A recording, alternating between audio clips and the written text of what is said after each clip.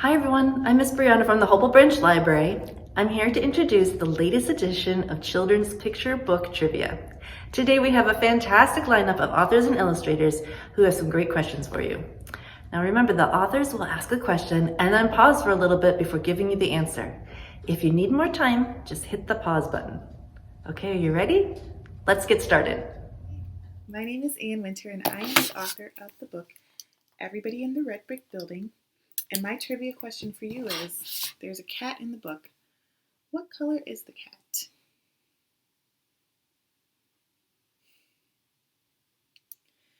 You got your answer? All right. The cat in the book is gray, just like my kitty.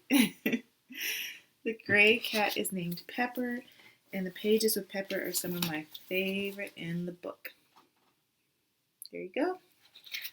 Thank you for playing along and happy reading.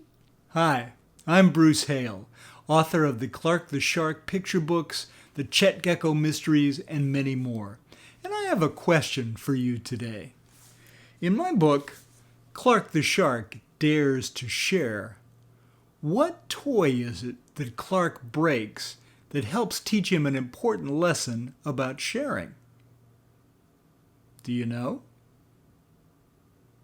I'll tell you. The toy that Clark breaks is one of his friend Joey Mackerel's favorite toys, Dark Waiter, part of the Sea Wars collection. Yes, Clark has a hard time learning about sharing, but having this accident helps him in ways that he did not imagine would happen. So that's it. Thank you guys for listening, and thank you so much for reading. And until we meet again, as they say where I come from, aloha!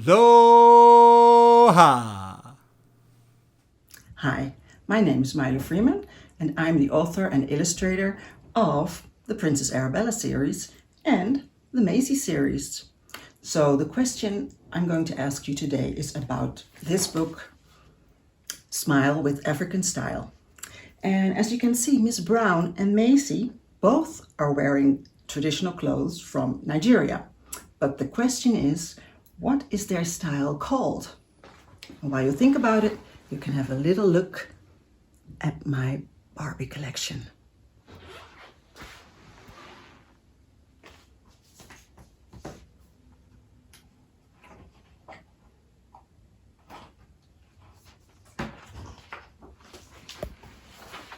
So, do you know the answer? The answer is Igbo style. Enjoy. Hello, readers. It's your mate, April Jones Prince. I am the author of Goldenlocks and the Three Pirates, which is based on a story you might know about characters you might know. They are Goldilocks and the three what? The three bears. 1, 2, 3. But there are no bears in this story because instead we have pirates. So my question for you is, where does Goldenlocks fall asleep on the pirate ship? Pirates don't sleep in beds. So where would she fall asleep? If you said she sleeps in a hammock, you are correct. Well done, me buckos. Happy reading. Hi, I'm Laurie Walmart, and one of the books that I've written is called Dino Pajama Party. Check out these bunny slippers the dinosaur is wearing. And in this book, the dinos are having a great time. They're laughing, they're singing, they're dancing, they're playing musical instruments. But then they decide to leave the party. Do you know why the dinos left? They left because dino toes are getting sore. Keep reading. Hi, I'm Tiffany Stone. I write poetry and picture books for kids. This is Banana the Ball Python. He inspired me to write Not Cannot, which is the story of a knot who aches to be like his hero Snake. I even dedicated the book to Banana. Banana and I have a question for you. In Not Cannot, how does Snake tell there is danger? She tastes the air with her tongue. Snakes stick out their tongue to collect odor particles. Then they press their tongue to a special organ on the roof of their mouth called the Jacobson's organ to figure out if there's a dangerous predator or some tasty prey nearby. Because their tongue is forked, they can even tell which direction that prey or predator is. Hey, Banana. Thanks for playing. Bye. Hi friends, my name is Naskhan and I am the author of Room for Everyone, which is illustrated by Merce Lopez. And the story is about a brother and sister who are trying to get to the beach, but all these people with all their things are trying to get in on the ride, and they're not sure if there is going to be room for everyone. But here's where my trivia question comes in. There are some divers trying to get to the beach, and I wanted to ask you, how many divers do you think are trying to get to the beach? Can you take a guess? Let's find out.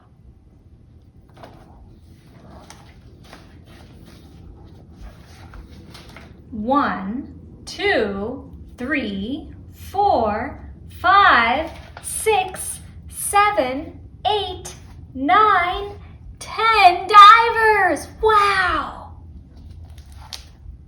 If you want to find out more about the book or about Zanzibar, which is where the book takes place, you can visit my website at naskhan.org. That's NAAZKHAN.org.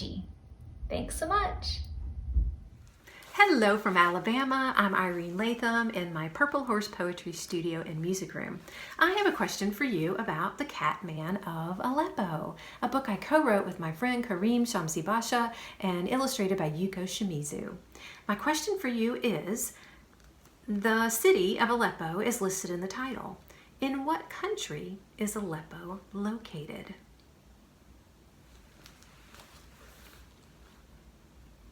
Aleppo is located in the country of Syria. Look it up. Hi, my name is Benson Sham. I'm a children's book author and illustrator, and today we're going to talk about my book, Anzu, the Great Kaiju. So I have 2 questions for you. What is a kaiju? If you don't know, that is okay, but if you've got it, awesome. So a kaiju is a Japanese term for giant monsters. An example of a kaiju would be like Godzilla. Now my second question for you is, what kind of superpower does Anzu have? I'll give you a clue. It's on the cover.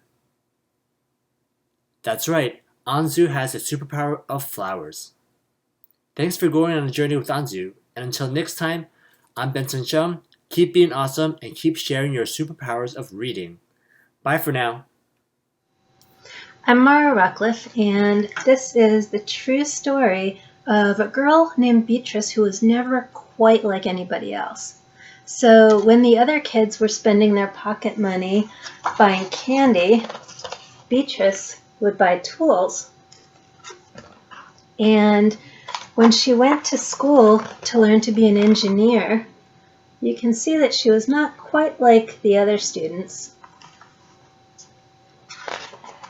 She was smarter and better at making her motorcycle go really fast. So when World War II came and the British were fighting the Nazis in the air, and there was a big problem with the plane engines, Beatrice was still not quite like any of the other engineers who tried to solve the problem, because she was the one who solved it. So when the war was over and her husband came back, a lot of people were thinking about having babies. But as you might guess, Beatrice and also her husband were still not quite like anybody else. So my trivia question for you is, what do you think Beatrice decided she would rather have instead of a baby?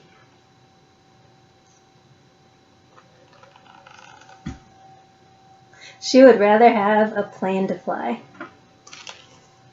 Hi, I'm Chris Naylor Ballesteros, the author of Out of Nowhere and other books that are available.